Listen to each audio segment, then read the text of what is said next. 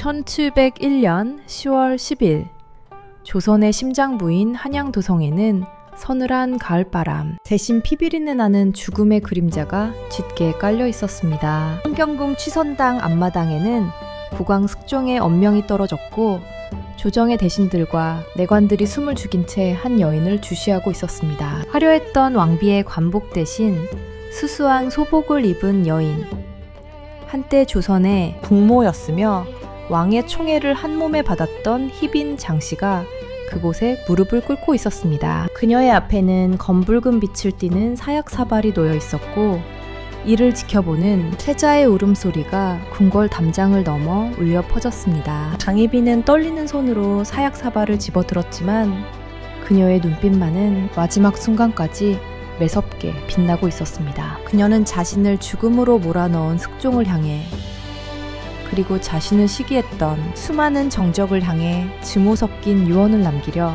입술을 달싹였습니다. 조선 역사상 가장 극적인 삶을 살았던 여인, 중인 출신으로 왕비의 다리까지 올랐던 입지전적인 인물 장옥정은 왜 이토록 처참한 최후를 맞이해야만 했을까요? 본 영상은 조선왕조실록과 승정원 일기 등 철저한 역사적 사료를 바탕으로 재구성된 실제 역사 이야기입니다. 기록 속에 숨겨진 권력의 암투와 비극적인 사랑의 진실을 파헤쳐 보겠습니다. 영상이 시작되기 전 구독과 좋아요, 알림 설정을 눌러주시면 조선 역사의 숨겨진 진실을 가장 먼저 만나보실 수 있습니다. 장희빈의 죽음은 단순한 질투나 치정극의 결과가 아니었습니다. 그것은 당대 최고의 권력가들이 벌였던 치열한 당파 싸움과 왕권을 강화하려 했던 숙종의 냉혹한 정치적 계산이 맞물려 일어난 거대한 비극이었습니다. 그녀는 서인과 남인이라는 거대 세력 사이에서 때로는 방패로, 때로는 창으로 이용당하며 서서히 파멸의 길로 걸어 들어갔습니다. 사약을 마시기 직전 그녀는 마지막으로 자신의 아들인 세자를 불러달라 울부짖었습니다. 하지만 냉정하게 돌아선 숙종의 뒷모습에는 한때 그녀를 향했던 뜨거운 사랑의 흔적은 눈 씻고 찾아볼 수 없었습니다. 사랑이 증오로 변하고 권력이 독이 되어 돌아온 그 순간, 장희빈은 과연 무엇을 생각하고 있었을까요? 기록에 따르면 장희빈은 사약을 거부하며 발버둥 쳤고 결국 강제로 입을 열려 사약을 들이켜야 했다는 참혹한 증언도 전해집니다. 이 사건은 조선 조정에 엄청난 파장을 불러일으켰으며 이후 300년이 넘는 시간 동안 수많은 소설과 드라마의 소재가 되었습니다. 하지만 우리가 알고 있는 악녀 장희빈의 모습 뒤에는 시대의 소용돌이에 휘말려 희생된 한 여인의 처절한 몸부림이 숨겨져 있습니다. 그녀가 처음 입궐하던 순간부터 왕비의 자리에 오르고 다시 사약을 하기까지의 궤적을 쫓아가 보면 조선 중기 정치사의 가장 어두운 단면을 마주하게 됩니다. 왕권을 위해 사랑마저 도구로 사용했던 숙종의 냉정함과 가문을 일으키기 위해 자신의 모든 것을 걸었던 장옥정의 야망이 충돌한 지점, 그곳이 바로 취선당의 비극이 시작된 곳이었습니다. 이제 우리는 시간을 거슬러 올라가 17세기 조선으로 향합니다. 평범한 엽관의 딸로 태어나 왕의 여자가 되었던 장옥정, 그녀가 마셨던 사약 한 사발에 담긴 조선의 운명과 권력의 속성은 무엇이었을까요? 지금부터 조선을 뒤흔든 가장 화려하고도 슬픈 몰락의 대서사실을 시작합니다. 조선을 뒤흔든 비극의 주인공, 그녀의 본명은 장옥정입니다. 토대에 흔히 장희빈이라 불리는 그녀는 조선 역사상 유일하게 중인 계급 출신으로 왕비의 자리에까지 올랐던 전무후무한 인물이었습니다. 1659년 그녀는 당대 최고의 부를 축적했던 역관 가문인 옥산 장씨 집안에서 태어났습니다. 그녀의 아버지 장형은 사역원 부봉사를 지낸 인물로 당시 중인 계급 중에서도 상당한 경제력을 갖춘 집안의 수장이었습니다. 특히 그녀의 당숙인 장현은 국중거부라 불릴 정도로 막대한 재산을 모은 거물 역관이었으며 일본과 청나라를 오가며 쌓은 부를 바탕으로 남인 세력의 든든한 경제적 후원자 역할을 하고 있었습니다. 장옥정의 외모에 대해서는 당대 최고의 기록물인 조선왕조실록조차 이례적인 기록을 남기고 있습니다. 실록은 머리털부터 발끝까지 빼어나게 아름다웠으며 그 자태가 매우 요염하여 보는 이의 넋을 잃게 만들었다 라고 묘사하고 있습니다. 유교적 가치관이 지배하던 조선시대에 사관이 여인의 외모를 이토록 구체적이고 자극적으로 묘사한 것은 매우 드문 일이었습니다. 이는 그녀의 미모가 단순히 개인의 매력을 넘어 궁궐 전체, 나아가 국가의 문명을 뒤흔들 만큼 강력한 정치적 무기였음을 암시합니다. 그녀가 궁궐에 들어오게 된 배경에는 가문의 야망과 정파적 이해관계가 복잡하게 얽혀 있었습니다. 어린 시절 장옥정은 당숙 장현의 권유로 입궐하여 자해 대비의 처소에서 나인으로 생활을 시작했습니다. 그녀는 단순한 무수리가 아닌 남인 세력이 서인 세력을 견제하기 위해 궁궐 안으로 밀어넣은 일종의 정치적 승부수였습니다. 당시 조정은 서인이 권력을 장악하고 있었고 남인은 중앙 정계에서 밀려나 기회를 엿보고 있었습니다. 이때 장옥정의 미모와 지성은 남인들에게 다시 권력을 잡을 수 있는 유일한 희망과도 같았습니다. 장옥정은 단순히 얼굴만 예쁜 여인이 아니었습니다. 그녀는 역관 가문의 자제답게 세상 물정에 밝았고 권력이 어떻게 작동하는지를 본능적으로 이해하고 있었습니다. 그녀는 자해 대비의 총애를 받으며 궁궐의 생리를 익혔고 마침내 숙종의 눈에 띄게 됩니다. 당시 10대 중반에 혈기왕성했던 숙종은 우아하고 정숙한 왕비들과는 전혀 다른 도발적이면서도 총명한 장옥정에게 순식간에 매료되었습니다. 숙종에게 장옥정은 단순한 후궁 후보가 아니라 답답한 궁궐 생활에서 유일하게 숨을 쉴 수 있게 해주는 해방구이자 자신의 정치적 공반자였습니다. 그녀가 역사적으로 중요한 이유는 단순히 왕의 사랑을 받았기 때문이 아닙니다. 그녀는 신분제 사회였던 조선에서 신분 상승의 상징이자 금기를 깬 여인이었습니다. 역관의 딸이 궁녀가 되고 궁녀가 후궁이 되며 마침내 일국의 국모가 되는 과정은 당시 사대부 중심의 조선 사회에 거대한 충격을 안겨주었습니다. 그녀의 부상은 곧 서인 기득권 세력에 대한 정면 도전이었으며 이는 숙종이 왕권을 강화하기 위해 장옥정을 어떻게 이용했는지를 보여주는 대목이기도 합니다. 하지만 그녀의 화려한 등장은 동시에 그녀의 불행을 예고하는 전주곡이기도 했습니다. 그녀는 자신의 의지와 상관없이 남인의 여인이라는 꼬리표를 달고 있었고 이는 서인 세력에게 그녀가 반드시 제거해야 할 공공의 적으로 인식되게 만들었습니다. 그녀가 숙종의 사랑을 깊게 받을수록 그녀를 향한 비난과 음해의 강도는 거세졌습니다. 그녀는 권력의 정점에 서기 위해 수많은 적을 만들어야 했고 그 적들은 훗날 그녀가 위기에 처했을 때 가장 날카로운 칼날이 되어 돌아왔습니다. 장옥정. 그녀는 사랑에 미친 여인이었을까요? 아니면 권력에 눈먼 야심가였을까요? 아니면 그저 가문의 명운과 자신의 생존을 위해 처절하게 싸웠던 시대의 희생양이었을까요?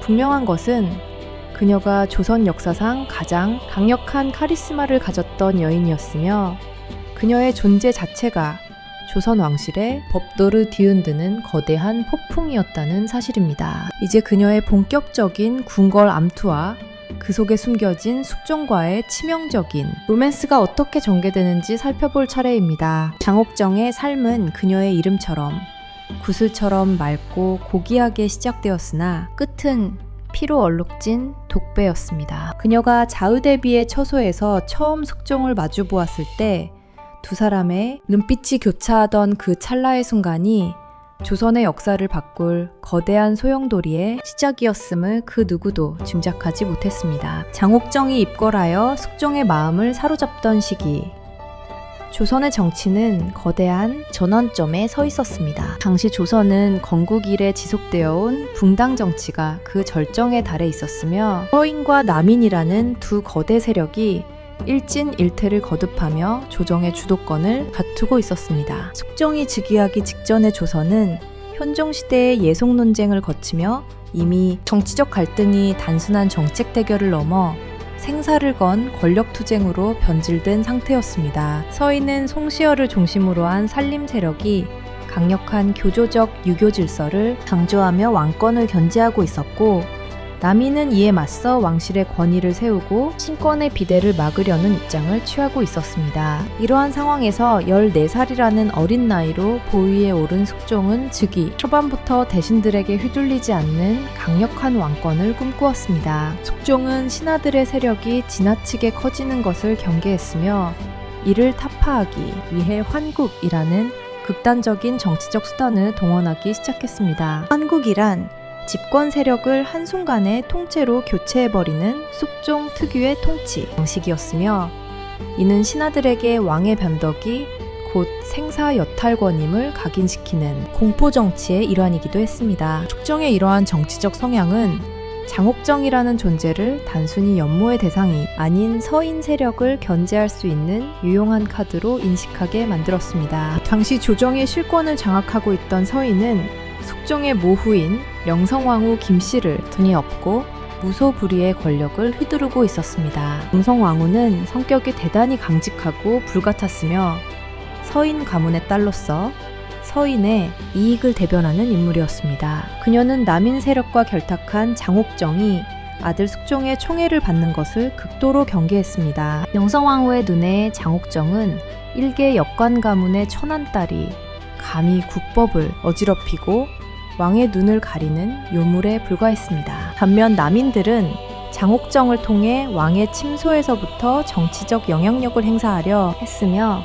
장현과 같은 부유한 중인들은 막대한 자금을 쏟아부어 남인, 사대부들과 장옥정의 연결고리를 공고히 했습니다. 이 시기 장옥정이 처했던 배경은 숙종 6년에 일어난 경신환국으로 더욱 위태로워졌습니다. 경신환국은 남인의 영수허적의 유학사건을 빌미로 서인이 남인을 대거 숙청하고 권력을 독점하게 된 사건입니다. 이 과정에서 남인의 후원을 받던 장옥정의 가문 역시 큰 타격을 입었으며 장옥정은 궁궐에서 쫓겨날 위기에 처하게 됩니다. 서인은 장옥정을 궁 밖으로 내몰기 위해 온갖 상소를 올렸고 명성왕후는 직접 나서서 장옥정을 출궁시켰습니다. 이때의 시련은 장옥정에게 권력이 없으면 사랑도 생존도 보장받을 수 없다는 냉혹한 현실을 뼈저리게 깨닫게 하는 계기가 되었습니다. 그러나 숙종의 마음은 쉽게 변하지 않았습니다. 숙종은 서인들이 자신의 여자를 마음대로 내쫓은 것에 대해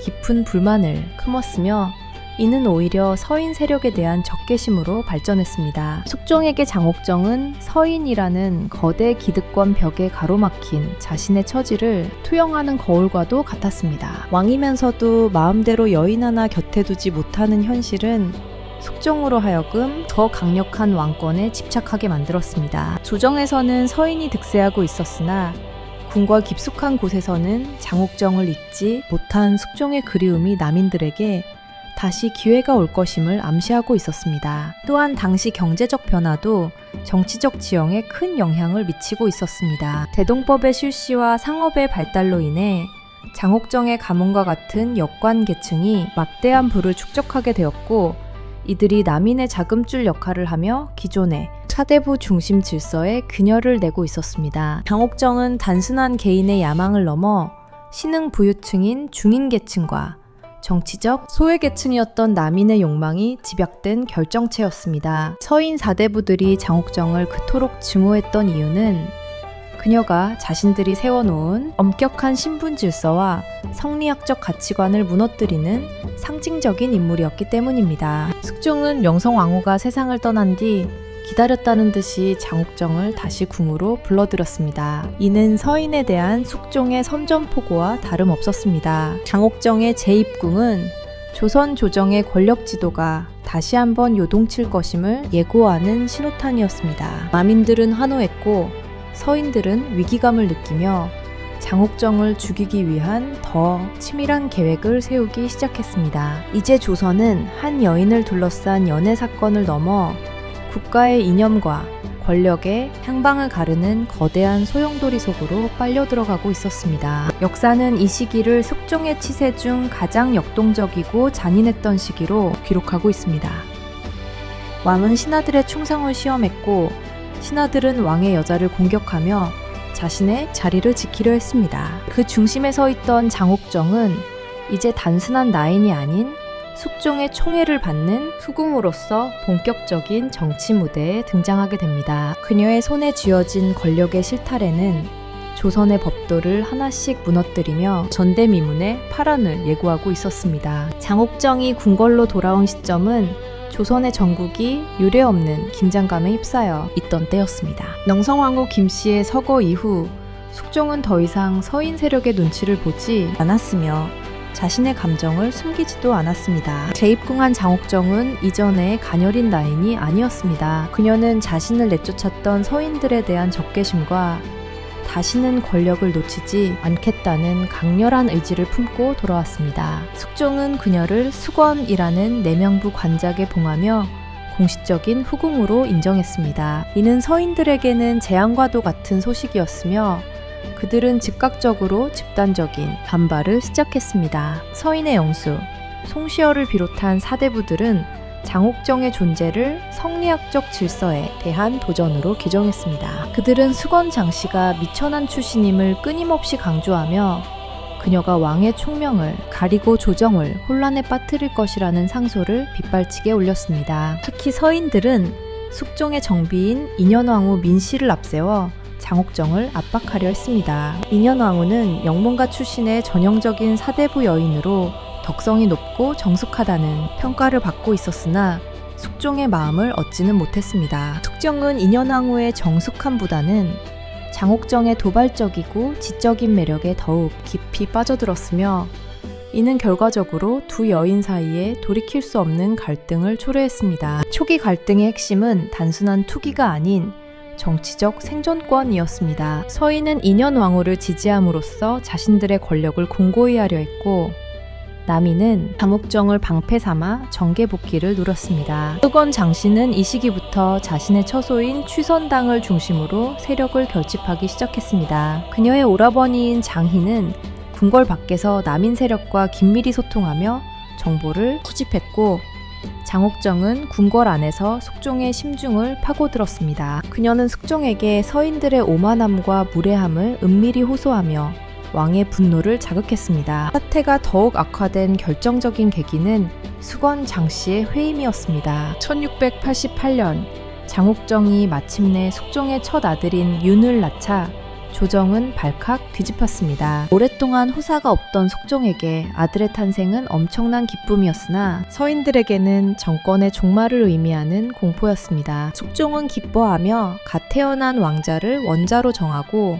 장옥정을 희빈으로 승격시키려 했습니다. 하지만 서인은 원자 정호를 결사 반대했습니다. 아직 젊은 인현왕후가 아들을 낳을 가능성이 있다는 논리였으나 속내는 희빈, 장씨의 아들이 세자가 되는 것을 막으려는 것이었습니다. 송시열은 예송 논쟁 당시의 논리를 다시 꺼내어 왕실의 질서를 바로잡아야 한다고 주장했습니다. 그는 희빈 장씨가 첩의 신부님을 강조하며 그 아들을 원자로 세우는 것은 종법에 어긋난다고 정면으로 숙종을 비판했습니다. 이는 숙종의 영린을 건드리는 행위였습니다. 숙종은 자신의 아들을 부정하는 서인들의 태도를 왕권에 대한 도전으로 간주했습니다. 왕은 분노했고 조정의 공기는 급격히 차가워졌습니다. 장옥정은 이 기회를 놓치지 않았습니다. 그녀는 눈물로 숙종에게 매달리며 자신의 아들이 서인들에 의해 위협받고 있음을 강조했습니다. 희빈 장씨는 숙종의 분노를 정치적 숙청으로 연결하는 가교 역할을 했습니다. 그녀는 서인들이 원자를 해치려 한다는 소문을 퍼뜨리거나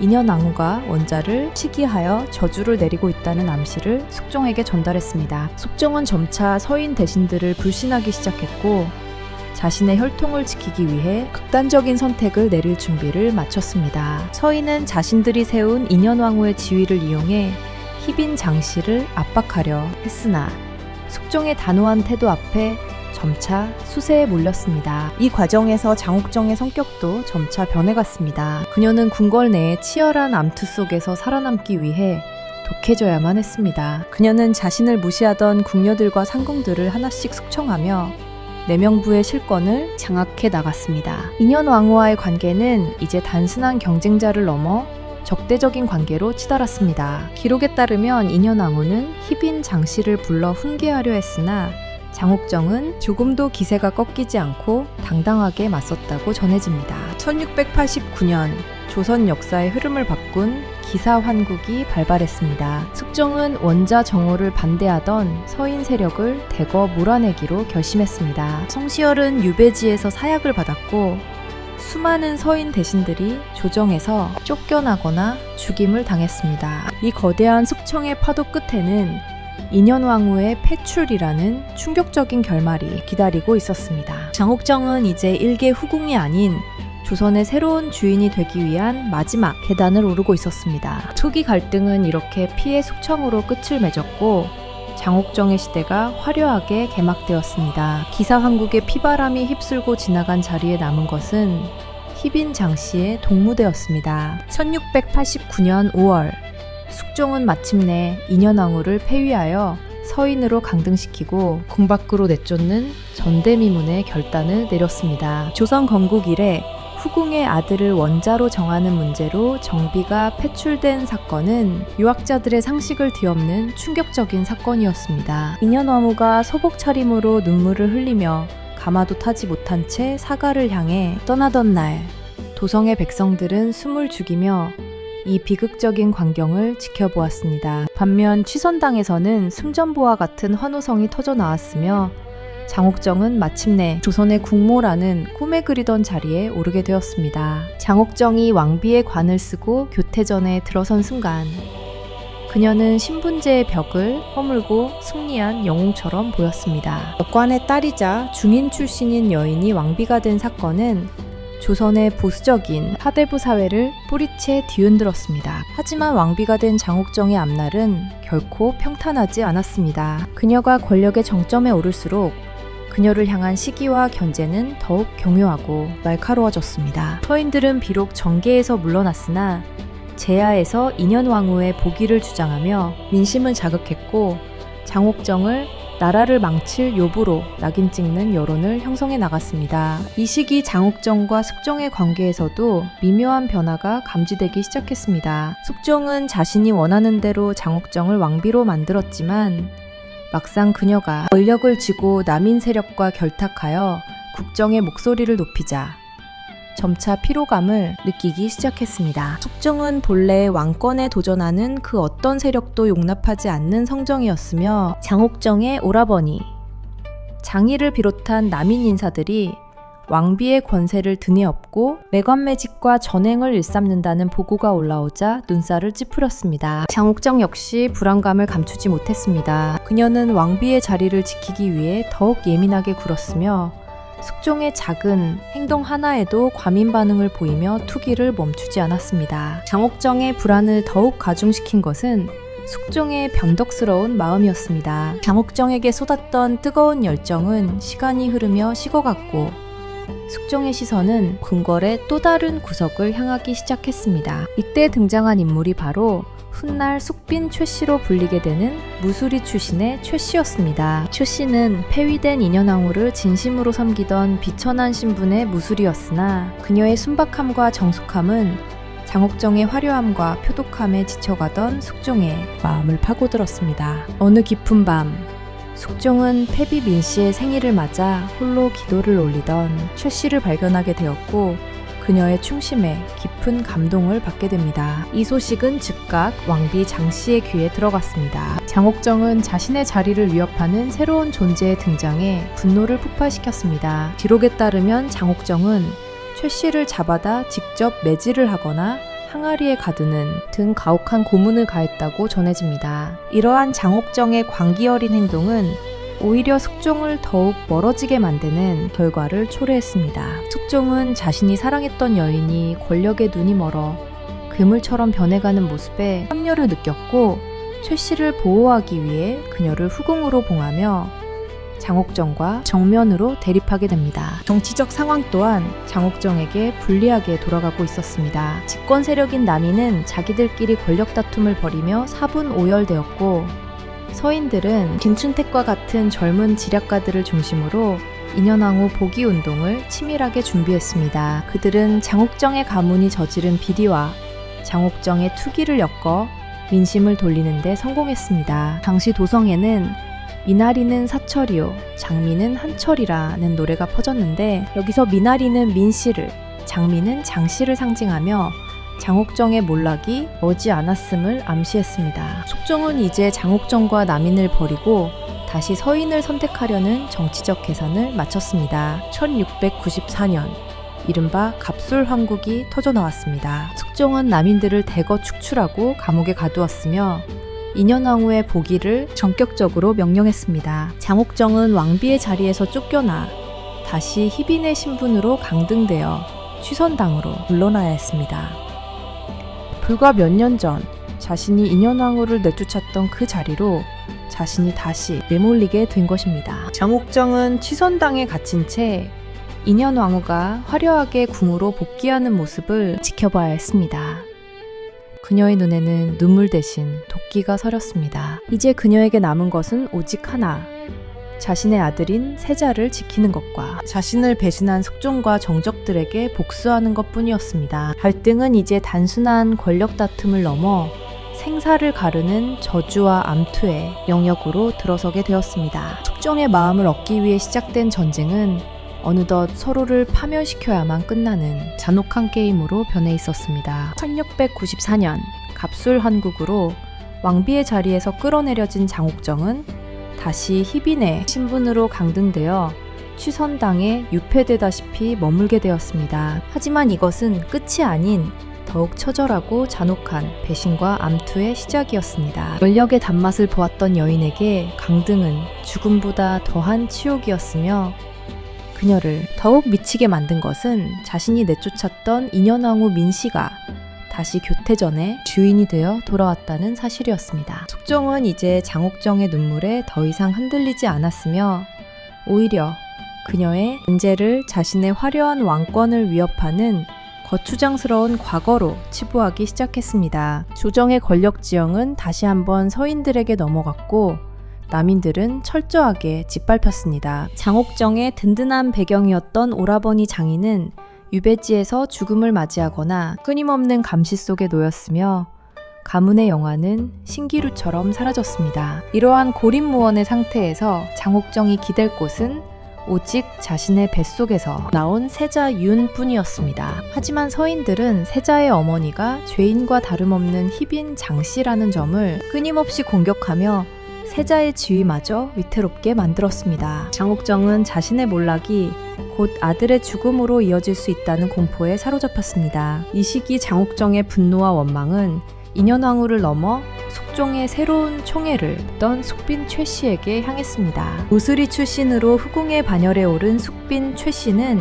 인현왕후의 복위를 도운 1등 공신이었으며 서인 세력의 새로운 상징이 되었습니다. 장옥정의 눈에 최씨는 자신의 자리를 훔쳐간 비천한 도둑에 불과했습니다. 취선당의 밤은 장옥정의 저주 섞인 울음소리로 가득 찼으며 그녀는 서서히 이성을 잃고 어둠의 힘에 매달리기 시작했습니다. 기록에 따르면 장옥정은 취선당 서쪽 구석에 은밀하게 신당을 차려놓고 무속인들을 불러들여 인현왕후를 저주하는 의식을 거행했다고 전해집니다. 배신은 가장 가까운 곳에서부터 시작되었습니다. 장옥정의 수하에 있던 궁녀들과 내관들은 이미 기울어진 권력의 추를 잃고 숙빈 최씨와 서인 세력에게 정보를 넘기기 시작했습니다. 장옥정이 취선당에서 무엇을 하는지, 누구를 만나는지, 어떤 말을 내뱉는지 모든 일거수일투족이 숙종의 귀에 가감없이 전달되었습니다. 숙종은 처음에는 이를 투기 어린 여인의 객기로 치부하려 했으나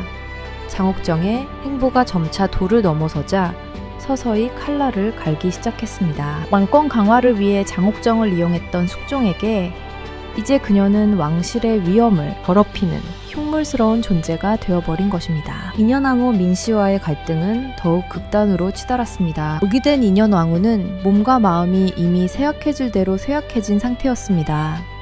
장옥정은 인현왕후가 앓고 있는 병세가 자신의 저주 덕분이라고 믿었으며 더욱 강도 높은 무속의식을 이어갔습니다. 그녀는 인현왕후의 인형을 만들어 화살을 쏘거나 땅에 묻는 등 성리학적 가치관이 지배하던 조선사회에서는 상상조차 할 수 없는 대역죄를 저질렀습니다. 이러한 행위는 단순히 개인적인 원한을 갚는 차원을 넘어 왕실의 법도를 정면으로 부정하는 행위였으며 이는 곧 그녀의 목을 조르는 결정적인 빌미가 되었습니다. 정치적 배신 또한 장옥정을 벼랑 끝으로 몰아넣었습니다. 한때 그녀를 찬양하며 발밑에 엎드렸던 남인 대신들은 자신들의 안위를 위해 장옥정과의 성급기에 나섰습니다. 그들은 장옥정의 가문이 가졌던 막대한 재산을 몰수하는 데 앞장섰으며 그녀의 실책을 숙종에게 고발하며 목숨을 부지하려 했습니다. 장옥정은 이제 궁궐이라는 화려한 감옥 안에서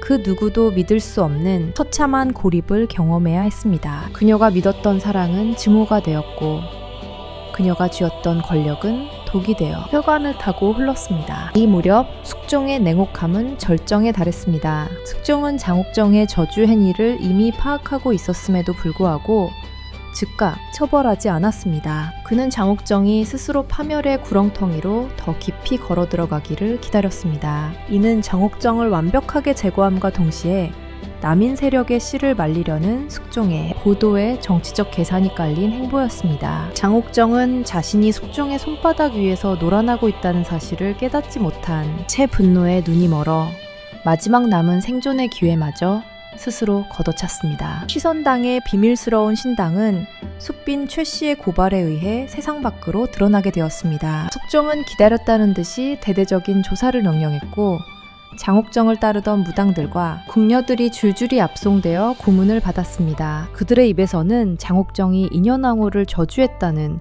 충격적인 증언들이 쏟아져 나왔습니다. 이제 갈등은 더 이상 조정의 당파 싸움이 아니었습니다. 그것은 한 여인의 광기와 이를 단죄하려는 왕의 냉혹한 의지가 충돌하는 파멸의 서막이었습니다. 장옥정은 이제 돌이킬 수 없는 강을 건너고 있었습니다. 조선의 가을 하늘이 유난히 시퍼렇게 멍든 것처럼 보였던 1701년 8월 궁궐 전체를 뒤흔드는 충격적인 비보가 전해졌습니다. 오랫동안 병석에 누워 사경을 헤매던 인현왕후 민씨가 결국 35이라는 젊은 나이에 숨을 거둔 것이었습니다. 인현왕후의 죽음은 단순히 한 왕비의 서거를 넘어 조선 조정의 거대한 피바람을 예고하는 신호탄이 되었습니다. 숙종은 눈물을 흘리며 비통해했으나 그 슬픔 이면에는 누군가를 향한 서늘한 분노가 칼날처럼 벼려져 있었습니다. 인현왕후가 마지막 숨을 내뱉는 그 순간에도 취선당의 불빛은 꺼지지 않았으며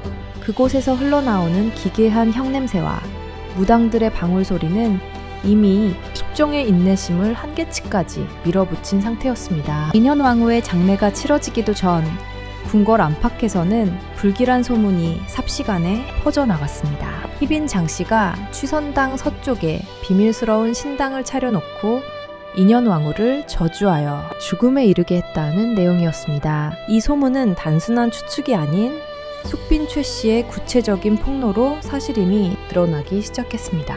숙빈 최 씨는 인현왕후의 죽음 직후 숙종을 찾아가 장희빈이 무당을 불러 인현왕후의 초상화에 화살을 쏘고 죽은 동물의 피를 뿌리며 저주를 퍼부었다는 사실을 낱낱이 고했습니다. 숙종은 즉각 취선당에 대한 대대적인 압수수색을 명령했고 그곳에서 발견된 것들을 취선당 바닥을 파헤치자 인현왕후의 이름이 적힌 목인과 부적 그리고 저주의 도구들이 줄줄이 쏟아져 나왔습니다. 이는 조선 왕실에서 절대로 용납될 수 없는 대역죄이자 신성한 궁궐을 무속의 난장판으로 만든 모독 행위였습니다. 숙종의 분노는 불길처럼 타올랐습니다. 그는 자신이 한때 그토록 사랑했던 여인이 죽어가는 왕비를 향해 침을 뱉고 저주를 퍼부었다는 사실에 치를 떨었습니다. 숙종에게 인현왕후의 죽음은 자연스러운 병사가 아닌 장희빈에 의한 명백한 살인이었습니다. 이제 장옥정에게 남은 것은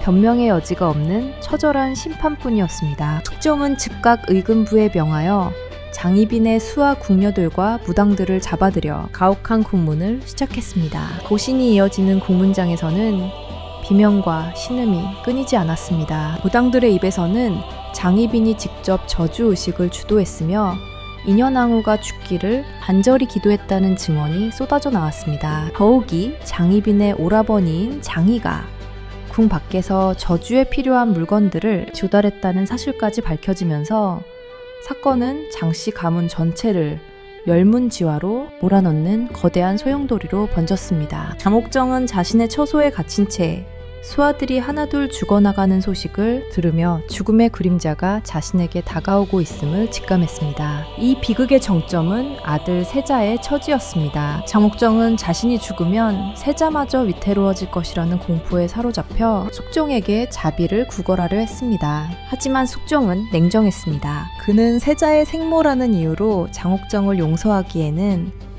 그녀가 저지른 죄악이 너무나 깊다고 판단했습니다. 오히려 숙종은 훗날 세자가 왕위에 올랐을 때 장옥정과 남인 세력이 다시 권력을 잡고 서인들을 숙청할 것을 우려했습니다. 숙종의 머릿속에는 이미 왕권을 지키기 위해 사랑했던 여인을 제물로 바쳐야 한다는 냉혹한 결론이 내려져 있었습니다. 조정은 장희빈의 처벌 문제를 두고 격렬한 논쟁에 휩싸였습니다. 남인들은 세자의 생모를 죽이는 것은 효의 도리에 어긋난다며 결사 반대했으나 이미 권력을 장악한 서인들은 대역죄인을 엄벌에 처해야 한다며 숙종을 압박했습니다. 숙종은 이 기회를 통해 자신을 배신하고 왕실을 어지럽힌 장희빈과 그 배후 세력을 완전히 뿌리 뽑기로 결심했습니다. 1701년 9월 25일 숙종은 마침내 누구도 예상치 못한 단호한 하교를 내렸습니다. 그것은 희빈 장씨에게 자진을 명하는 즉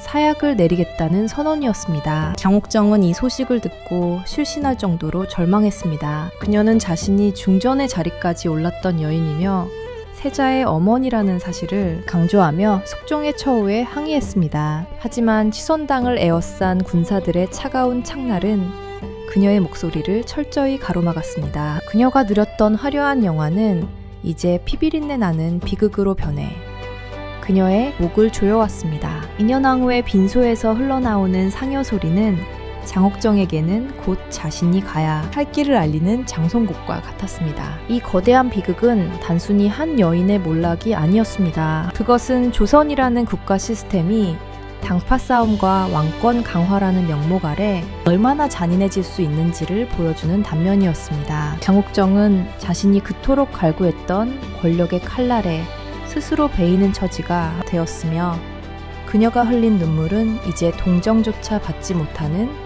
독액이 되어버렸습니다. 한때 조선에서 가장 아름다웠던 여인의 얼굴은 이제 원망과 공포로 일그러진 최후의 순간을 기다리고 있었습니다. 사약을 내리라는 숙종의 엄명이 떨어진 직후 장옥정이 머물던 취선당은 조선에서 가장 화려한 처소에서 가장 처참한 고립의 섬으로 변모했습니다. 한때 왕의 사랑과 권력이 마르지 않던 그곳에는 이제 서늘한 죽음의 기운과 군사들의 거친 발자소리만이 가득했습니다. 장옥정은 자신의 처소 밖으로 한 발자국도 나갈 수 없는 처지가 되었으며 그녀를 모시던 수많은 궁녀와 내관들은 이미 의금부로 끌려가 비명을 지르며 죽어갔습니다. 그녀의 곁에 남은 것은 오직 차가운 벽과 언제 들이닥칠지 모르는 금부도사에 대한 공포뿐이었습니다. 장옥정은 어둠이 짙게 깔린 방 안에서 홀로 앉아 지난날의 영광을 되짚어 보았습니다. 역관의 딸로 태어나 궁궐의 나인이 되고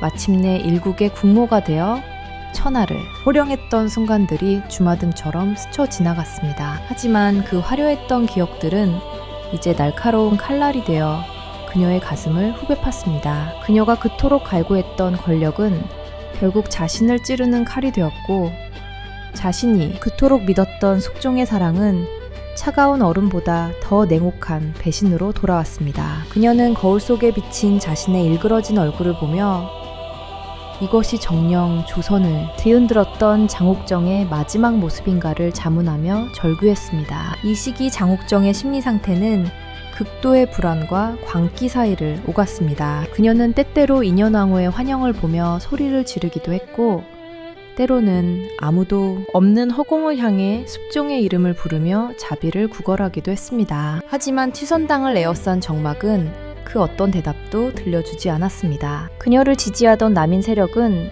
이미 자신들의 목숨을 부지하기 위해 그녀를 외면한 지 오래였으며 오라버니 장희와 어머니 윤씨마저도 그녀를 구원할 수 없는 처참한 상황에 놓여 있었습니다. 세상 그 누구도 자신의 편이 아니라는 철저한 고독감이 그녀의 영혼을 잠식해 들어갔습니다. 고립된 취선당 안에서 장옥정이 겪은 가장 큰 고통은 자신의 아들인 세자와의 단절이었습니다. 그녀는 세자가 자신을 보러 오기를 간절히 기도했으나 숙종은 세자의 취선당 출입을 엄격히 금지했습니다. 장옥정은 담장 너머로 들려오는 세자의 울음소리를 들으며 피눈물을 흘렸습니다. 자신이 죽으면 세자가 서인들의 틈바구니에서 어떻게 살아남을지, 그리고 자신의 죽음이 아들에게 어떤 평생의 짐이 될지를 생각할 때마다 그녀의 심장은 갈갈이 찢어지는 듯 했습니다. 그녀는 벽을 긁으며 세자의 이름을 불렀지만 돌아오는 것은 차가운 메아리뿐이었습니다. 장옥정은 이 고립의 시간 동안 인간의 본성이 얼마나 추악해질 수 있는지를 뼈저리게 느꼈습니다. 어제까지 자신의 발밑에서 아부하던 이들이 오늘은 자신을 향해 침을 뱉고 저주를 퍼붓는 현실을 목도하며 그녀는 세상에 대한 증오를 키워갔습니다. 그녀는 자신이 마실 사약이 준비되고 있다는 소식을 들으면서도 끝내 자신의 죄를 인정하지 않았습니다. 그녀에게 이 모든 상황은 자신이 잘못해서가 아니라 자신을 시기한 서인들과 변덕스러운 숙종이 만들어낸 거대한 음모일 뿐이었습니다. 억울함과 분노, 그리고 배신감이 뒤섞인 감정은 그녀를 서서히 죽음보다 더 깊은 어둠 속으로 밀어넣었습니다. 취선당의 밤은 길고도 잔인했습니다. 촛불 하나 켜지지 않은 방 안에서 장옥정은 차가운 바닥에 몸을 웅크린 채 마지막을 예감했습니다. 그녀는 화려했던 비단옷을 만져보며 이것이 무슨 소용인가를 한탄했습니다. 왕의 여자가 되어 세상을 다 가졌다고 믿었으나 결국 그녀에게 남은 것은 아무도 찾아오지 않는 방 안에서의 쓸쓸한 죽음이었습니다. 그녀의 고독은 단순히 물리적인 격리가 아니었습니다. 그것은 조선이라는 거대한 체제로부터 완전히 추방당한 자의 실존적인 절망이었습니다. 장옥정은 문득 자신이 처음 입궐하던 날의 설렘을 떠올렸습니다. 그때는 단지 왕의 얼굴을 한 번만이라도 가까이서 보고 싶다는 순수한 열망뿐이었으나 어느새 권력의 도끼에 중독되어 괴물이 되어버린 자신을 발견했습니다. 그녀는 자신의 몰락을 보며 쾌재를 부를 숙빈 최씨와 서인 대신들의 얼굴을 떠올리며 이를 갈았습니다. 하지만 그 분노조차도 시간이 흐를수록 공허해졌습니다. 죽음 앞에서는 그 어떤 권세도, 그 어떤 원한도 한낱 연기와 같음을 그녀는 고독 속에서 깨닫고 있었습니다. 마지막 순간이 다가올수록 장옥정은 오히려 차분해지기 시작했습니다. 그녀는 더 이상 울부짖지 않았고 정갈하게 머리를 빗으며 마지막 자존심을 지키려 애썼습니다. 비록 사약을 마시고 죽어야 하는 죄인의 처지였으나 조선의 왕비였던 여인으로서의 위엄을 잃고 싶지 않았습니다. 고립과 절망, 그리고 광기를 지나 그녀가 도달한 곳은 결국 받아들여야만 하는 냉혹한 운명의 끝이었습니다. 취선당에 굳게 닫힌 문이 열리고 사약을 든 금부도사의 발자국 소리가 들려올 때 장옥정은 비로소 자신의 긴 여행이 끝나가고 있음을 직감하며 눈을 감았습니다. 장옥정의 몰락이 기정사실화되고 조정의 모든 이들이 그녀를 저주하며 등을 돌릴 때 취선당의 차가운 바닥에는 여전히 그녀의 곁을 지키는 그림자들이 있었습니다. 그 중에서도 역사에 기록된 인물은 아니나 장옥정의 비극적인 서사 속에서 총성과 인간애를 상징하는 존재들이 등장합니다. 그들은 권력의 정점에서 아부하던 정승 판서들도 아니었으며 가문의 영광을 위해 그녀를 이용했던 남인 사대부들도 아니었습니다. 그들은 장옥정이 가장 비천한 나인 시절부터 그녀를 모셔온 노상궁과 이름 없는 내관들, 그리고 그녀의 마지막 길을 닦아준 충직한 종복들이었습니다. 특히 장옥정의 마지막을 지킨 인물 중에는 그녀의 오라버니 장희와 함께 끝까지 가문을 지키려 했던 충복 엄도가 있었습니다. 엄도는 장씨 가문의 가신으로서 장옥정이 왕비의 자리에 올랐을 때도 결코 자만하지 않았으며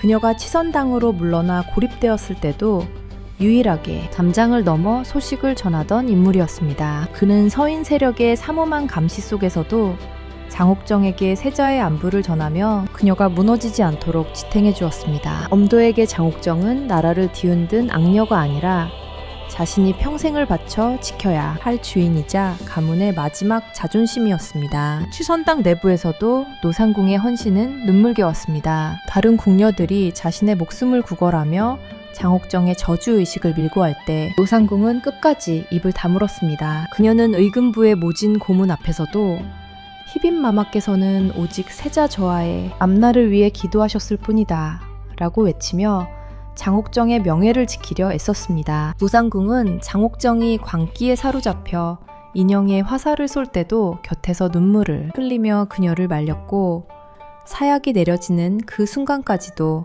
그녀의 소복 매무새를 고쳐주며 마지막 예우를 다했습니다. 이들의 충성은 단순히 권력에 대한 보답이 아니었습니다. 그것은 조선이라는 거대한 신분제 사회에서 중인 출신으로 왕비에까지 올랐던 장옥정이라는 여인에 대한 인간적인 연민과 동질감이었습니다. 엄도와 노상궁 같은 이들에게 장옥정은 기득권의 벽을 깨부순 희망의 상징이었으며 그녀의 몰락은 곧 자신들과 같은 소외된 이들의 꿈이 무너지는 것과 같았습니다. 그들은 장옥정이 저지른 잘못을 알고 있었으나 그럼에도 불구하고 그녀를 버릴 수 없었습니다. 배신이 미덕이 된 시대에 이들이 보여준 변치 않는 의리는 장옥정의 잔혹한 서사 속에서 유일하게 빛나는 인간성의 조각이었습니다. 장옥정은 이들의 헌신을 보며 자신의 삶을 돌아보게 됩니다. 수많은 적을 만들고 피해 숙청을 주도했던 그녀였지만 정작 자신이 죽음에 문턱에 섰을 때 곁에 남은 이들은 자신이 가장 보잘것없다고 여겼던 낮은 자들이었습니다. 그녀는 엄도가 몰래 들여온 세자의 베넷저고리를 끌어안고 통곡하며 비로소 자신이 쫓았던 권력의 허망함을 깨달았습니다. 그녀는 자신을 위해 목숨을 거는 이들에게 미안함과 고마움을 전하며 내가 죽거든 부디 세자 저하를 끝까지 살펴다오 라는 마지막 부탁을 남겼습니다. 서인 세력은 이러한 장옥정의 수하들을 철저하게 탄압했습니다. 김춘택을 비롯한 서인 공신들은 장옥정의 측근들을 모두 제거해야 환국에 씨앗을 말릴 수 있다고 주장했습니다. 엄도는 결국 금부 도사들에게 붙잡혀 모진 고초를 겪으면서도 끝내 장옥정의 비밀 통로와 남인들과의 연락망을 발설하지 않았습니다. 그의 침묵은 장옥정이 마지막 순간에 가질 수 있었던 유일한 무기였으며 세자가 훗날 경종으로 즉위할 수 있는 작은 불씨를 남겨두는 행위였습니다. 이러한 충신들의 존재는 장옥정을 단순한 악녀로만 치부할 수 없게 만드는 복합적인 장치가 됩니다. 만약 그녀가 진정으로 인간성이 결여된 요물이었다면 죽음의 위기 앞에서 이토록 목숨을 거는 이들이 존재했을 리 없기 때문입니다. 장옥정은 누군가에게는 반드시 죽여야 할 정적이었으나 누군가에게는 목숨을 바쳐서라도 지키고 싶은 존엄한 주인이었습니다. 그녀를 둘러싼 상반된 평가는 이처럼 극단적인 충성과 배신이 공존하는 궁궐의 생태계 속에서 만들어진 것이었습니다. 차약이 취선당 마당에 당도했을 때 엄도와 노상궁은 장옥정의 앞을 가로막으며 울부짖었습니다. 차라리 저를 죽이시고 마마를 살려주옵소서 라는 그들의 통곡은 숙종의 맹목한 명령 앞에 메아리 없는 외침으로 끝났습니다. 하지만 이들이 보여준 도덕적 선택과 인간적 의리는 조선 왕조의 잔인한 권력 투쟁 속에서도 인간의 진심이 존재했음을 증명하는 증거로 남았습니다. 장옥정은 이들의 손을 일일이 맞잡으며 마지막 작별 인사를 나누었고 그녀의 눈에는 처음으로 도끼가 아닌 따뜻한 인간의 눈물이 고였습니다. 이제 그녀는 자신을 사랑해준 이들을 뒤로하고 홀로 죽음의 제단으로 걸어 나갈 준비를 마쳤습니다. 1701년 10월 10일 취선당 앞마당의 공기는 차갑다 못해 날카로운 칼날처럼 살을 파고들었습니다. 마당 한가운데에는 숙종이 내린 사약 사발이 놓인 목반이 덩그러니 놓여 있었고 그 주위를 금부도사와 나장들이 겹겹이 에워싸고 있었습니다. 조선 역사상 가장 화려한 꽃으로 피어났던 여인 장옥정은 이제 소복 차림의 죄인이 되어 마지막 죽음의 의식을 앞두고 있었습니다. 그녀의 눈앞에 놓인 검붉은 사약은 한때 그녀가 가졌던 모든 권력과 욕망, 그리고 숙종과의 치명적인 사랑이 도달한 최종적인 결말이었습니다. 장옥정은 사약 사발을 내려다보며 새끼 없는 입술을 가늘게 떨었습니다. 그녀는 쉽게 죽음을 받아들일 수 없었습니다. 억울함과 분노, 그리고 아들 세자에 대한 걱정이 그녀의 발목을 잡았습니다. 그녀는 자신을 죽이려는 숙종을 향해 마지막으로 울부짖었습니다. 전하께서는 정녕 소첩과의 정을 이토록 잔인하게 끊으려 하시나이까?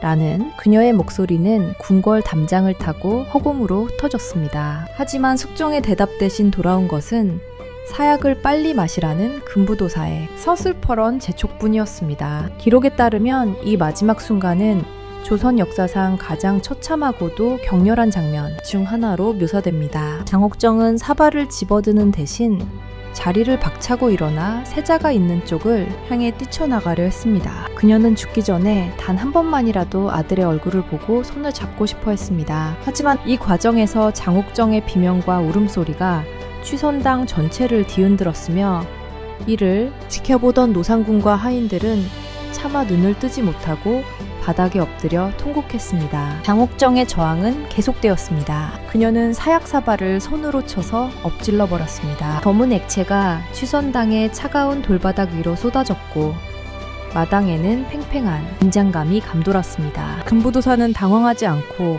다시 새로운 사약을 준비해왔습니다. 숙종의 명령은 단호했습니다. 오늘 해가 지기 전까지 반드시 장희빈의 숨통을 끊어놓으라는 것이었습니다. 장옥정은 다시 무릎이 꿇려졌고 이번에는 나장들이 그녀의 머리채를 붙잡고 강제로 입을 벌리려 했습니다. 이때 멀리서 세자의 울음소리가 들려왔습니다. 숙종의 엄명에도 불구하고 어머니의 마지막을 직감한 세자가 취선당 입구까지 달려온 것이었습니다.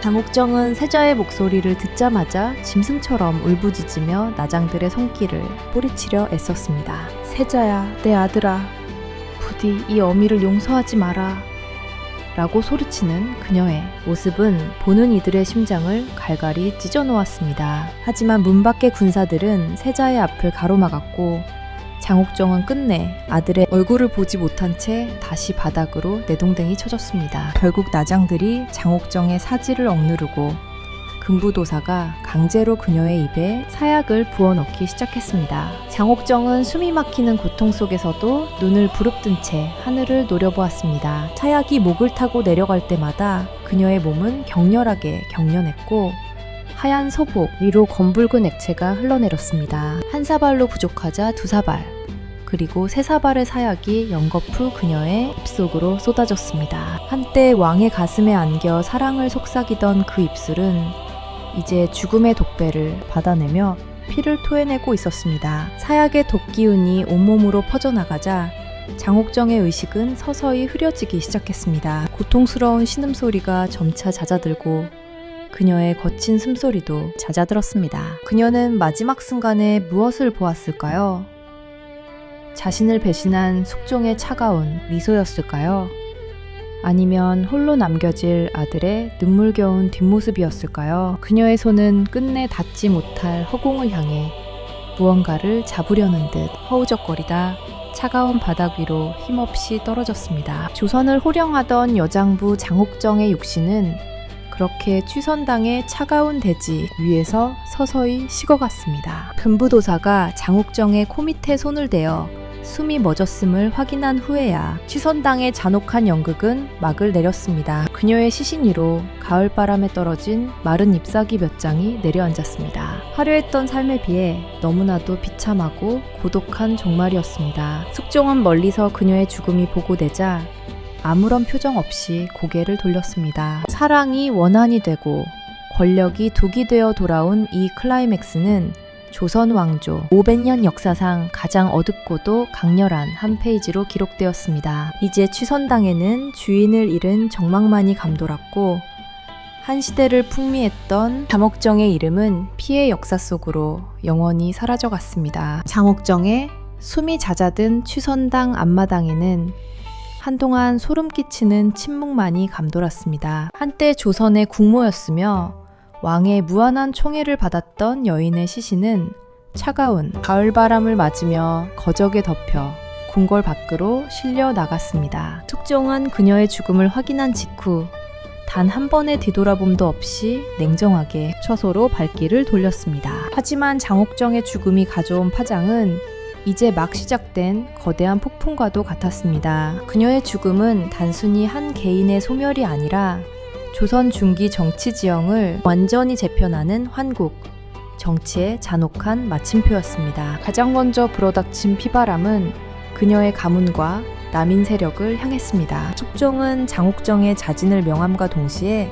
그녀의 오라버니 장희를 비롯한 친인척들을 대거 속청했습니다. 장희는 유배지에서 처형되었고 장씨 가문의 막대한 재산은 모두 몰수되어 국고로 기속되었습니다. 중인 출신으로 역관의 부를 바탕으로 정계의 실권을 노렸던 옥산 장씨. 가문의 야망은 그렇게 단 하룻밤 사이에 잿더미로 변해버렸습니다. 조정에 남아있던 남인 대신들 역시 장희빈의 대역죄에 연루되었다는 명목으로 관직에서 쫓겨나거나 유배를 떠나야 했습니다. 이 사건의 가장 직접적인 피해자는 다름 아닌 세자 윤이었습니다. 어머니의 비참한 죽음을 목격한 세자는 깊은 정신적 충격에 빠졌습니다. 기록에 따르면 세자는 어머니의 사후 오랫동안 식음을 전폐하고 눈물로 밤을 지새웠으며 이는 훗날 그가 경종으로 즉위한 뒤에도 병약한 심신을 갖게 되는 결정적인 원인이 되었습니다. 서인 세력은 세자의 생모가 죄인이라는 점을 끊임없이 공격하며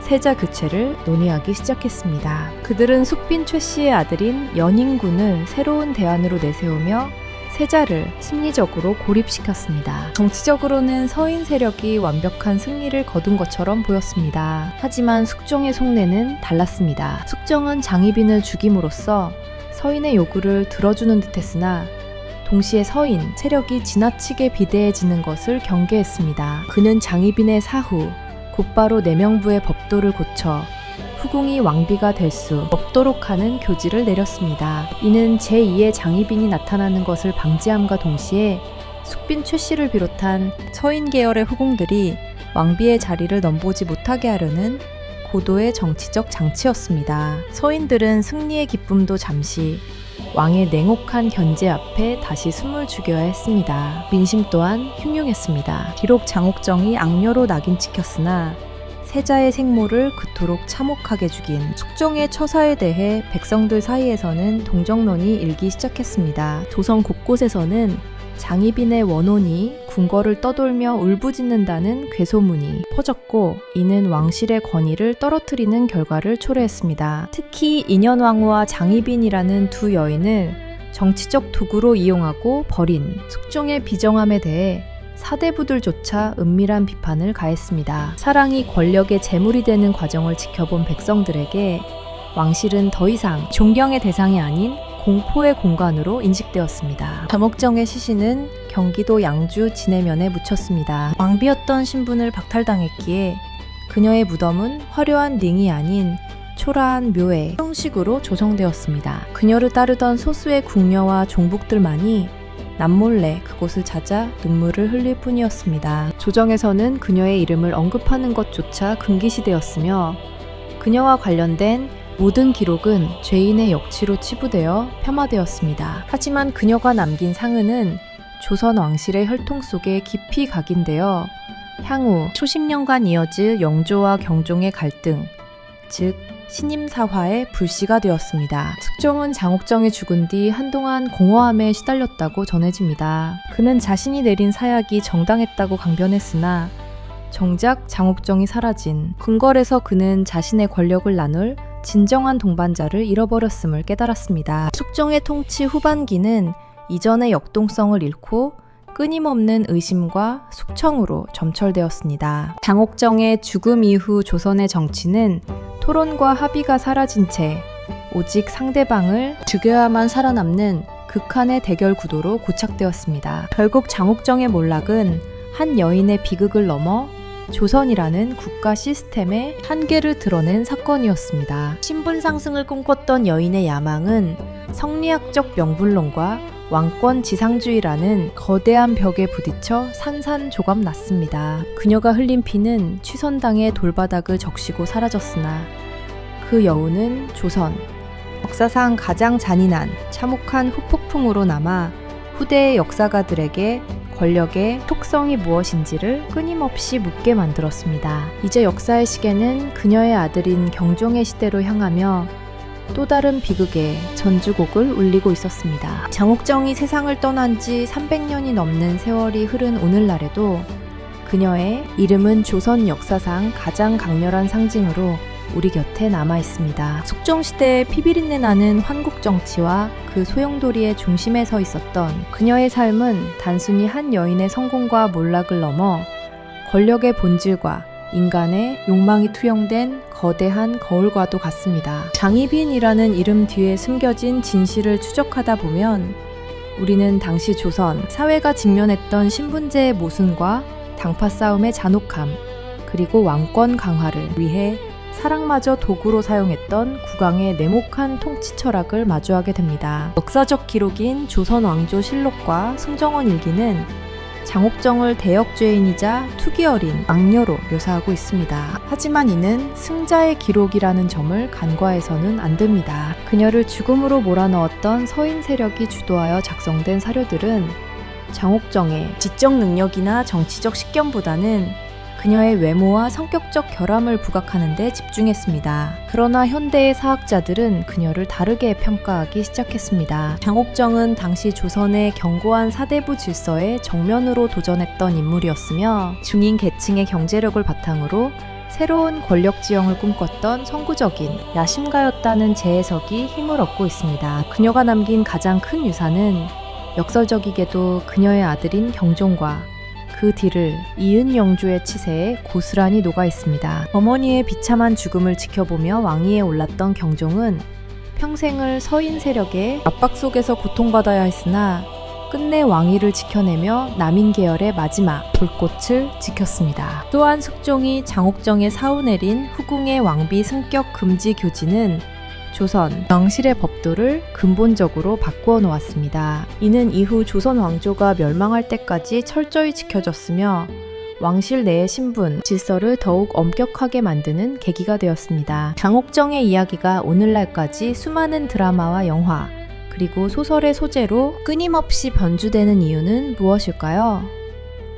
그것은 그녀의 삶에 담긴 극적인 요소들이 인간 보편의 감정을 자극하기 때문입니다. 비천한 신분에서 최고의 자리로 올라가는 카타르시스와 그 정점에서 모든 것을 잃고 추락하는 비극성은 우리에게 권력이란 무엇이며 인간은 무엇을 위해 그토록 치열하게 살아가는가에 대한 근원적인 질문을 던집니다. 장옥정은 단순히 악녀라는 평면적인 인물이 아니라 시대의 한계에 부딪혀 산산조각난 한 인간의 처절한 몸부림을 대변하고 있습니다. 오늘날 그녀의 묘소인 대빈묘는 경기도 고양시 서울릉의 한 구석에 조용히 자리 잡고 있습니다.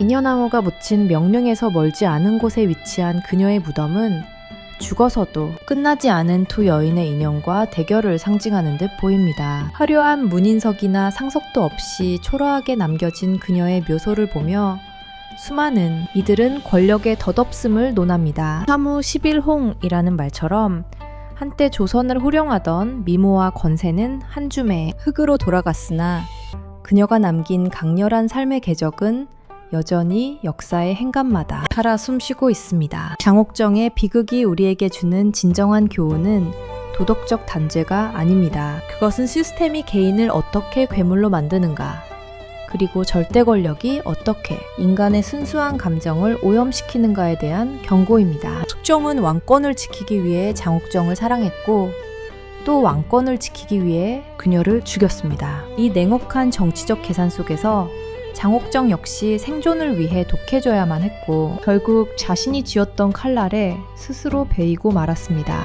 그녀의 몰락은 개인의 실책이라기보다 권력이라는 괴물이 삼켜버린 한 시대의 초상화였습니다. 이제 우리는 장희빈이라는 이름에 씌워진 악녀라는 프레임을 넘어 역사의 실체를 바라봐야 합니다. 그녀는 자신의 신분적 한계를 극복하려 했던 도전가였으며 가문의 명운을 짊어지고 궁궐이라는 전쟁터에서 홀로 싸웠던 전사였습니다. 비록 그 방식이 성리학적 관점에서는 비난받을지언정 그녀가 보여준 열정과 야망은 조선 역사상 그 어떤 사대부보다도 강렬했습니다. 장옥정의 죽음은 한 여인의 종말이었으나 그녀가 던진 파문은 조선 왕조의 근간을 뒤흔들며 역사의 물줄기를 바꾸어 놓았습니다. 역사는 흐르고 인물은 사라지지만 그들이 남긴 이야기는 남아서 우리를 가르칩니다. 장옥정. 그녀가 마셨던 사약 한 사발에는 조선의 모든 모순과 슬픔이 담겨 있었습니다. 그녀의 마지막 유언처럼 기록되지 못한 수많은 진실은 여전히 취선당의 낡은 기와 사이를 감도는 바람 속에 머물러 있을지도 모릅니다. 조선을 뒤흔든 왕비의 몰락을 통해 우리는 오늘날의 권력과 인간관계를 다시금 되돌아보게 됩니다. 장옥정의 이야기는 여기서 끝나지만 그녀가 남긴 권력과 사랑 그리고 인간에 대한 질문은 역사가 계속되는 한 영원히 멈추지 않을 것입니다.